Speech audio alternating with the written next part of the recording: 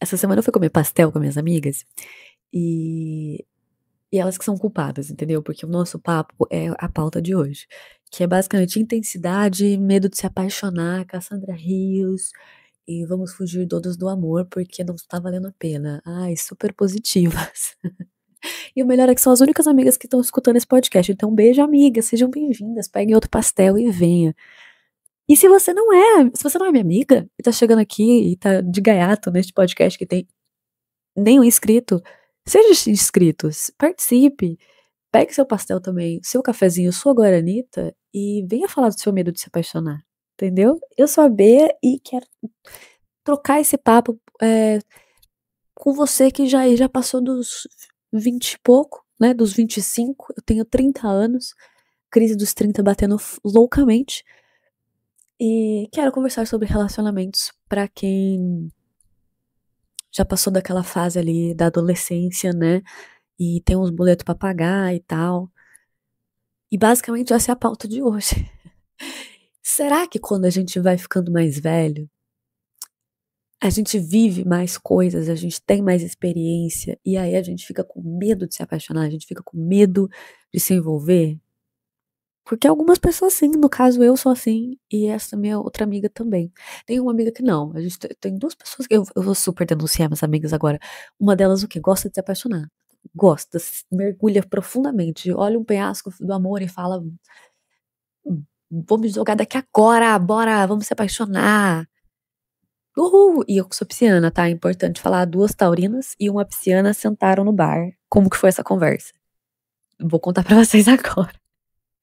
Basicamente, a gente começou a conversar sobre esse medo que a gente tava, que a gente tem de gostar das pessoas, de estar apaixonada de novo, né?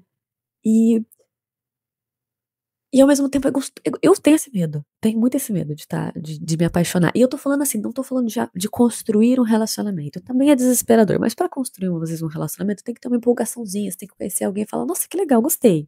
Tô achando interessante, tá me batendo um negócio aqui, tem uma borboletinha no estômago, né? Mas tô falando já desse ponto, sabe? Mas construir um amor com alguém, pra mim, não é tão desesperador quanto a paixão. A paixão, pra mim, é uma coisa desesperadora. Assim, me dá um medo absurdo, porque a gente coloca o óculos cor-de-rosa e a gente não enxerga os defeitos, a gente não enxerga os red flags, a gente não consegue enxergar os problemas ali, e a gente fala, tá ótimo, esse relacionamento tóxico, horroroso, abusivo que eu estou vivendo, tá maravilhoso. E a gente vai vendo.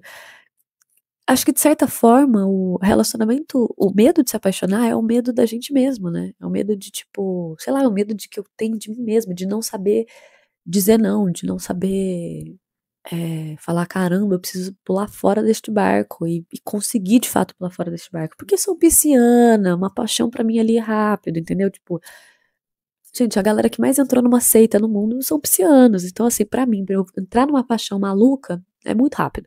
Então, eu fugi pras colinas do lado oposto. Em vez de falar, vamos tentar se apaixonar de uma forma saudável. Não, eu falei, vou tentar ser uma pedra no meu coração e jamais vou me apaixonar. Não serei mais pisciana. Troquei de signo. Então, agora, sei lá, eu pensei aí num signo que tem dificuldade de se apaixonar. E aí minha outra amiga também é um pouco assim que nem eu, desesperada e com muito medo também. Por quê? E temos uma coisa em comum. Vivemos relacionamentos que nos deixaram maluquinha da cabeça, né? Tem um trecho do livro. Qual que é o nome do livro, gente? Me chame pelo meu nome. Se você já assistiu esse livro, ou assistiu esse livro, é ótimo. Se você já assistiu, não, não, se você já assistiu este filme ou leu este livro, comenta, né? Você já viu essa parte e vou dar um spoilerzinho aqui, tá? Mas nada que vai estragar a sua experiência, mas é um spoilerzinho de uma conversa muito importante que tem no livro, tá? É uma conversa ali de pai e filho, e o pai fala pro filho: aproveite esse sentimento. É horrível, né? Se apaixonar e ter aquela dor ali, daquele. Parece que é uma dor física, né? Um coração que tá saltando do peito, né? Mas aproveite esse sentimento, por mais que ele seja triste, né? Da desilusão amorosa. Mas você, adolescente, vivendo isso pela primeira vez, existe um frescor, existe algo bom nisso, porque depois, que você vai ficando mais velho, você vai criando tantos muros, tantas barreiras, que você não vai viver. parece que não consegue nem chegar a viver uma paixão de novo, porque a gente vai criando essas barreiras pra gente, né. Então aproveita que você aproveita que você é jovem pra você viver esse sentimento, porque você vai sobreviver, né. E só que depois que você fica mais velho, você fica mais frio ou você fica mais amortecido de sentimentos.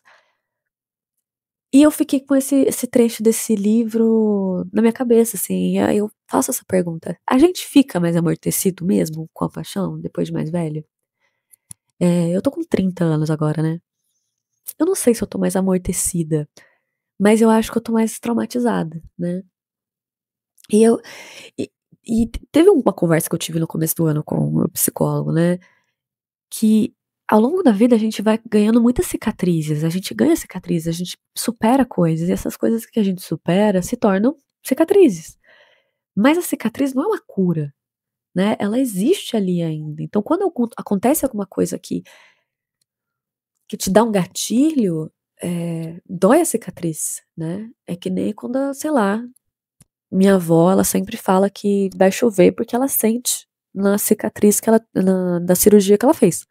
Então, assim, pra mim é como se fosse isso, quando tem uma tempestade, começa a doer essa cicatriz. E aí você não tá vivendo a tempestade, tipo, como se fosse uma surpresa, uma coisa ali nova que você não conhece. Você tá vivendo aquela tempestade como uma dor, um lembrete de uma dor, entendeu? Tipo assim: "Olha aqui, ó, esse negócio que tá doendo, o negócio que você teve que operar, que você teve que cortar".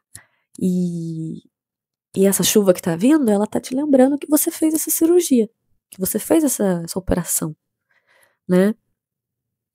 E sei lá, eu acho que entra nesse lugar, assim, então pra mim quando eu vejo uma pe eu sou muito pisciana, então quando eu tô ali brincando com fogo, entendeu, quando eu tô só tipo assim: "Ai, damos umas flertadas", eu fico: "Ai gente, ela é tão maravilhosa, ai ela é tão linda, tão gostosa, ai, ela é tão fofa, ela conversa de um jeito tal, e o beijo foi tão bom, ai que da hora, não sei o quê".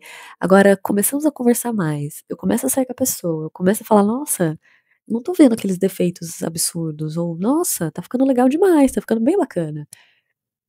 Vamos fugir pra colinas, não vamos ficar aqui não, porque daí vai ficar legal demais, e a gente não tá podendo se envolver, colocar o óculos cor-de-rosa, né.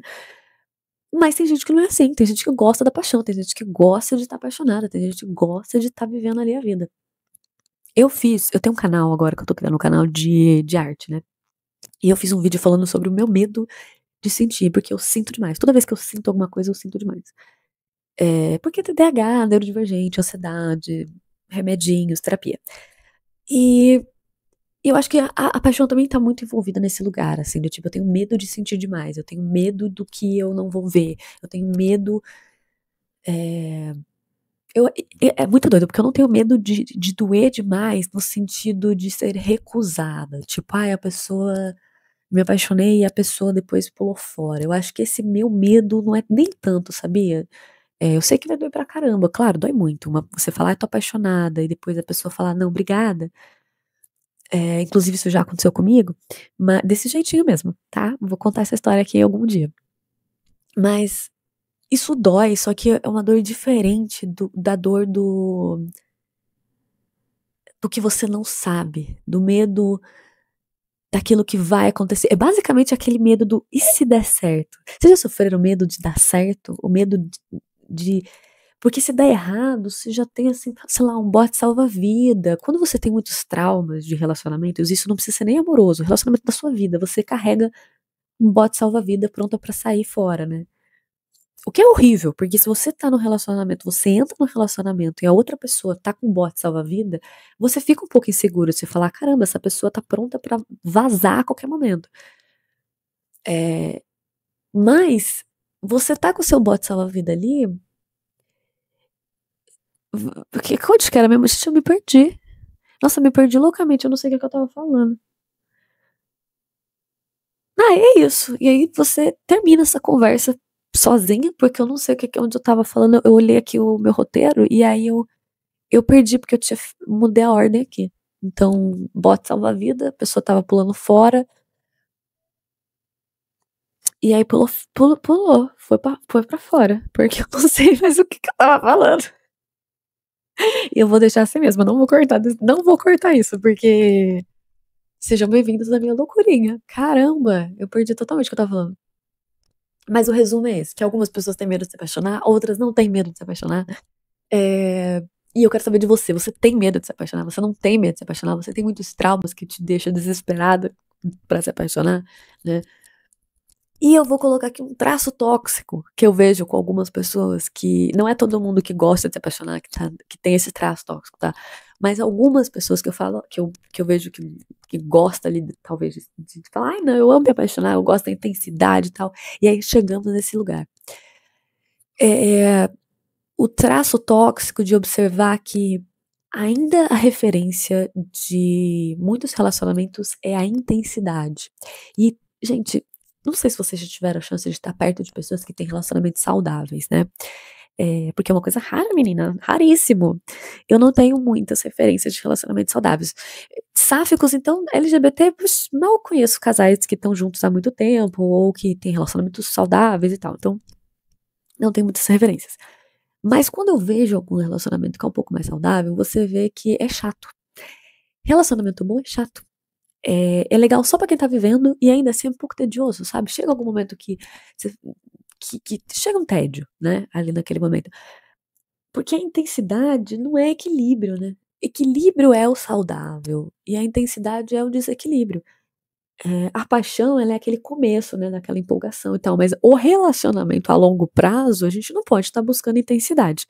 Tem que estar buscando um equilíbrio. Pode, às vezes vai para um ladinho, né? Vamos fazer um sexo que pendura na parede, mas se você fizer um sexo que pendura na parede todo santo dia, vai ser um pouco complicado.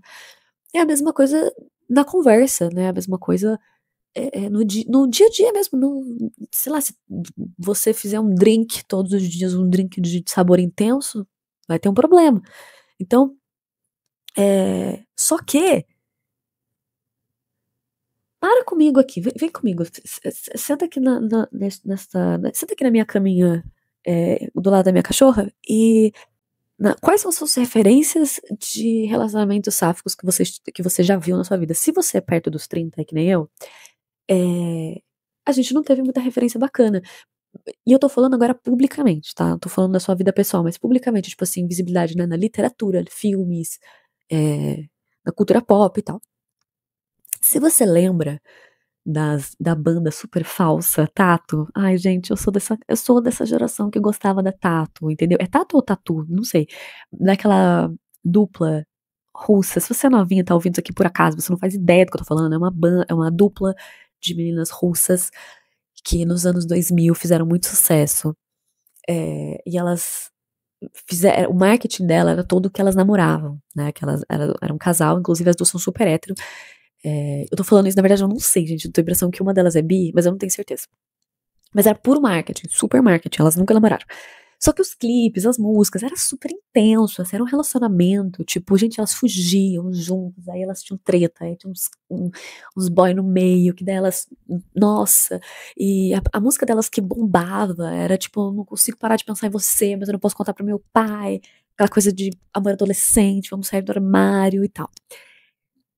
E aí você vai indo mais pra frente, mesmo o relacionamento entre pessoas mais velhas, né, tipo os filmes que a gente que vê, sempre tem uma modelo que namora com um cara, e aí ela se apaixona por uma amiga, e nossa senhora, acontece um negócio lá, e aí descobre traição, e aí tem não sei o quê. Cara, acontece muita coisa. Ou seja, tem uma intensidade, sabe, tipo, é claro que a coisa é chata, não vai vender cinema, a gente sabe disso, não vai vender livro. Mas o retratar de relacionamentos sáficos, eu acho que ele tá totalmente pautado na intensidade. Eu acho que principalmente para essa visão que as pessoas têm de que a mulher, ela é o quê? Ela é histérica, né? A mulher é histérica, a mulher ela é intensa, ela é emocional, ela não é racional, né? A mulher sente, a mulher tem sentimentos, então você coloca 2 sentimentos ali, você coloca é uma explosão de sentimentos. Oh meu Deus, pipocando de ironias aqui, tá, galera? E aí entrando nessa pauta, a gente comendo ali pastel, tá? Pensa que esse tempo todo você tá junto comigo e com as minhas amigas ali comendo pastelzinho na pastelaria. Eu lembrei do podcast da Rádio Novelo, que foi o episódio, galera, deixa eu ver, o episódio é do dia 3 de julho, tá, deste ano de 2025, Em Busca de um Final Feliz, tá. Este episódio da Rádio Novelo, que, vai ser sobre a Cassandra Rios. Se você não faz ideia quem é a Cassandra Rios, ela foi uma escritora muito que vendeu milhares de cópias no Brasil, e poucas pessoas conhecem hoje em dia, porque até na época que vendia pra caramba, ela era muito lida por militares e adolescentes, ou seja, ninguém falava que lia Cassandra Rios, entendeu? Por quê? Porque tinha muito sexo, que tinha e era o sexo entre mulheres. E as pessoas então não estava na vitrine o livro dela. E ela vendeu milhares de cópias e praticamente ninguém sabe disso. Ela foi super pioneira, porque foi uma das primeiras que escreveu sobre sexo sáfico, sexo lésbico, tá?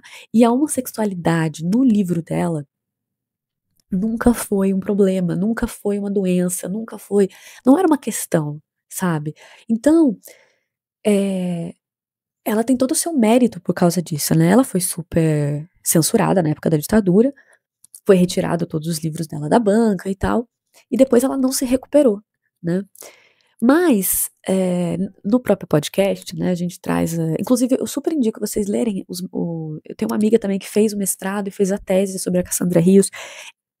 Eu gosto de pesquisar personagens complexos, eu acho muito interessante, e ela é um personagem, assim, da vida muito complexo, porque, eh, logo depois que a gente teve, né, a abertura ali da ditadura, o encerramento desse período, a gente começou a ter movimentos LGBTs. Só que a Cassandra Rios, você pensa: "Ah, mas ela era uma pessoa que com certeza ia fazer parte".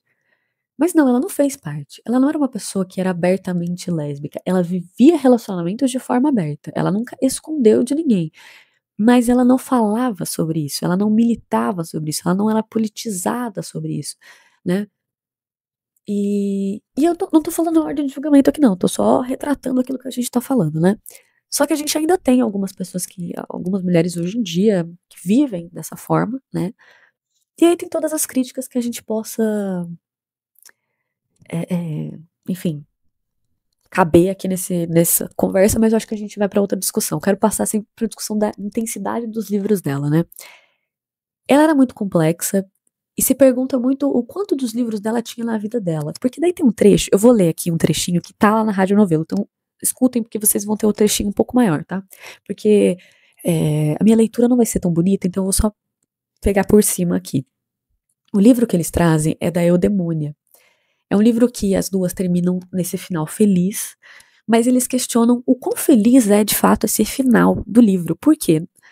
Bem no finalzinho desse livro, a Eudemônia pega a amada dela e olha o que está descrito, né, que a ansiedade era tanta, o desejo tão louco, a emoção tão forte, que em vez de beijá-la, Eudemônia mordeu-a e, erguendo a mão, esbofeteou-a muitas vezes e continuou a machucá-la com abraços e beliscões. E aí a pergunta, né, da amada, eu acho que era Meltis, eu não sei se tá escrito certo aqui, mas a Meltis, né, tentava desvencilhar deste abraço ali, dessa violência, e estava se encolhendo assustada, medrosa, e perguntava: "Por que me bate, querida? Por que, ó meu amor?" E aí o demônio respondia: "Porque não há mais nada que traduza essa fúria que me enfebrece, porque eu não tenho porque eu tenho vontade de matá-la, porque eu tenho vontade de morrer, porque eu não quero que este momento termine nunca, nunca." E o beijo esconde o nervosismo que lhe fazia tremer os lábios. E esse é o final do livro Eudemônia. E aí, né, a própria repórter aqui do Rádio Novelo e a discussão vai questiona esse final feliz, até o quanto é final feliz, porque, gente, olha a intensidade disso, né. Imagina você tá lá numa pracinha, vamos trazer aqui para os dias de hoje, eu sei que não é o mais legal, mas vamos lá, a gente tá na pracinha aqui, a gente vai ter um date, a gente tá apaixonada loucamente, pá, soco na costela. Não é legal, não é bacana, não é gostoso. Então, assim, essa tradução e aí eles questionam o quanto a Cassandra Rios, né, colocou a própria vida, a própria visão de relacionamentos ali, nos livros dela, e tem um questionamento também, porque será que ela viveu relacionamentos tóxicos? E aí eu tenho esse questionamento, sabe? Tipo, uma sapatão assim, super, né, fodona assim pros nossos tempos, uma pioneira de suas obras, da- né, que abriu as portas pro sexo lésbico ali na literatura, e na verdade foi uma sapatona tóxica. Será que a gente poderia pensar nisso, sabe? Dizem que o velório dela foi muito solitário, que não tinha ninguém ali. E eu fiquei pensando nisso. Falei, caramba, será que não tinha nenhuma ex-namorada amiga, né? Muitos dramas envolvendo. E dizem também que os livros dela têm um pouco essa pegada da intensidade do sexo lésbico, quase como aquele fetiche, né? O fetiche do sexo lésbico como algo intenso e passional e sedutor e tal. E pra mim, assim, olhando as outras obras que eu tive contato desde as minhas referências, desde a adolescência, é que todo relacionamento sáfico aqui tem muita intensidade, né? Ou a pessoa morre no final, ou tem que fugir, ou tá escondendo de alguém, ou. E vamos sair da parte do armário, vamos supor que esteja tudo certo, tá tudo bom, tá tudo bacana, tá tudo. Nossa, somos adultas, temos relacionamentos saudáveis, assim, né? Tipo, na nossa vida, saímos do armário, temos nossas profissões. Ainda assim, existe drama de relacionamento de uma forma muito intensa. E, de novo, relacionamento saudável, aquela coisa chata que todo mundo tem de relacionamento saudável, não vem de cinema, né? A gente sabe disso, por isso que existe reality show e tal. A gente sabe que a coisa saudável não vem de muito cinema. Mas a retratação disso, de uma forma geral, paira sempre nessa quase que incapacidade de uma mulher ter uma relação saudável que não seja intensa demais, que não seja cheia de drama demais, né? E eu me vi às vezes em conselhos, assim, eu me vejo às vezes em conselhos de. Tem uma amiga que tá passando por um término, e às vezes ela me conta coisas de que uma pessoa falou pra ela alguma coisa, né? De que uma amiga de alguém chegou pra ela, foi fazer uma intriga, foi fazer não sei o que, falou tal coisa. Eu falo, gente, mas o que que tá acontecendo? Por que que as pessoas não têm mais nada o que fazer? Eu fico pensando, não tem um. Sabe, não tem preguiça, porque eu tenho uma preguiça de drama, eu tenho uma preguiça de coisa dramática, eu tenho uma preguiça de ter que, sabe, ter que fazer uma fofoca, ter que, assim, eu gosto de ouvir fofoca, eu gosto de fazer uma fofoquinha aqui com meus amigos, mas ter que ir atrás da treta, sabe, ter que discutir, ter que, assim, meu último relacionamento, na hora que teve a treta master, eu nunca mais falei com a pessoa, porque eu tenho preguiça, sabe, de ficar indo atrás, e aí vai discutir, vai jogar na cara, coisa que você não quer resolver. Esse que é o problema do drama, o drama por excesso é que você não quer resolver nada, você só quer ficar ali no drama. E eu vejo que será que a gente tem só essa referência de sexo sáfico? Eu me lembrei um pouco, tem um documentário que eu não vou lembrar o nome, em algum momento eu trago aqui, que são duas senhorinhas, tem no Netflix, ele é bem famoso esse documentário, eu acho, que são duas senhorinhas que ficaram juntas há muito, tipo, sei lá, 40 anos, 60 anos juntas. E elas vão casar agora depois de velhinhas, né? E é um documentário que me deu um acalento, assim, que me deu. Nossa, um acalento, ai que chique, faz tempo que eu não falo essa palavra. Eu me senti abraçada por esse documentário, de ver senhoras juntinhas, juntas ali, e fala de uma forma bem chatinha, sabe? Bem chatinha o relacionamento ali. Teve seus altos e baixos, conta a vida delas e tal. Teve o drama de sair do armário, porque a gente tá falando de casal de idosas que, né, saíram do armário em períodos bem perigosos, mas. É, existe não tem uma intensidade, sabe, não tem ninguém mordendo ninguém, não tem ninguém jogando a outra na parede, não tem ninguém tipo assim, isso eu acho que é gostoso quando a gente tá falando de sexo, isso é gostoso quando a gente tá falando de um fetiche, um balacobaco, ali é gostoso, mas na hora de falar sério no vamos ver, cara, ninguém quer drama, sabe.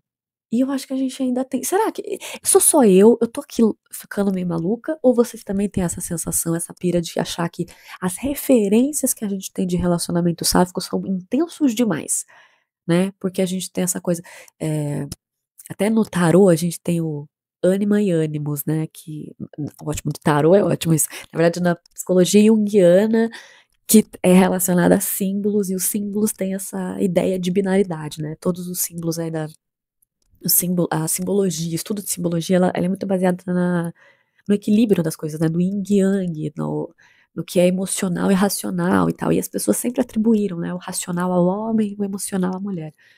E eu nem vou entrar no questionamento masculino aqui de, tipo, achar que racionalidade é homem, porque faça-me rir, não é mesmo? Mas, a mulher ali, nesse lugar de emocional, né, de emocional, de que não vai conseguir dar conta, de que ela tem que jogar ela na parede e sofrer, escorrendo loucamente pela parede chorando, e não sei o quê, muito drama. Gente, eu não quero viver drama.